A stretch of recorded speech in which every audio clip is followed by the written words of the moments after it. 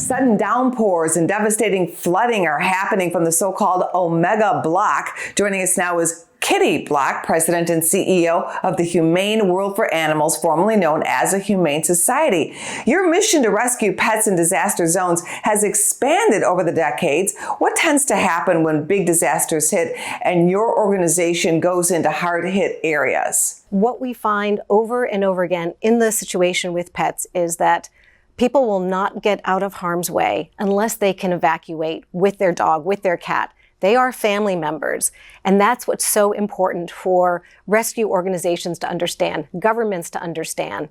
It's important that they look at the families holistically, how they can engage, and that's where we come in. How are you working with governments to save pets? Sure. For an example of a policy situation, so we really got our start in working in disasters during Katrina. So many years ago, in a terrible, terrible situation, we realized that when people were in harm's way, in the flooding, their animals were drowning in their homes, they were not leaving. And there was no place, well, they weren't taking their animals and they weren't leaving because there was no place to take their animals.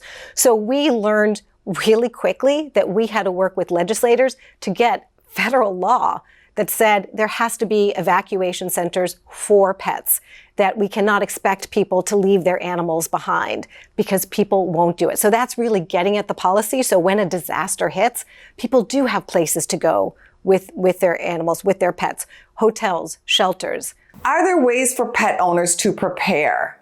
It's so important to have these things set up and prepared before a disaster hits, because the last thing you want to do for your pets is calling around and finding out where you can go with your dog, with your cat. So what we recommend is do that work ahead of time. Find out where you can evacuate. Find out places that do take animals and have a kit ready that has food, leashes, ID collars, other things. So their animals, if you do get separated, they will be identified. They will have a way to be able to reconnect with you. And that's what we do. Depending on whatever the situation is, if it's reuniting them, if it's recovery work, pulling them from floods, getting them out from rubble under tornadoes where houses have collapsed, we do that work. How exactly does your organization rescue pets? We work ahead of time with local governments, municipalities, leaders in the community that are authorized to invite you in,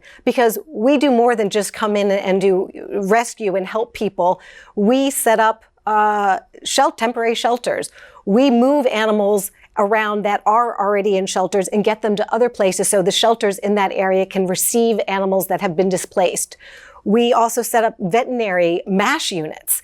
And so you want to make sure that what you're doing people are aware of it, it's sanctioned, so it can run seamlessly. So there's a lot of logistics involved, but when you have a team like ours that has been doing this for years and are always ready to deploy during floods, we have our boats, we have our rescue vehicles, we know what to do. How does this work financially?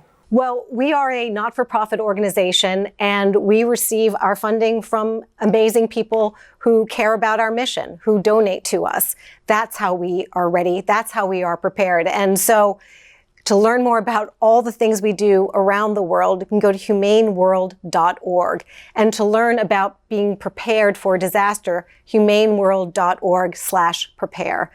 But we always appreciate people's interest in our work, our support, volunteer. There's so much people can do to help animals and to join with us.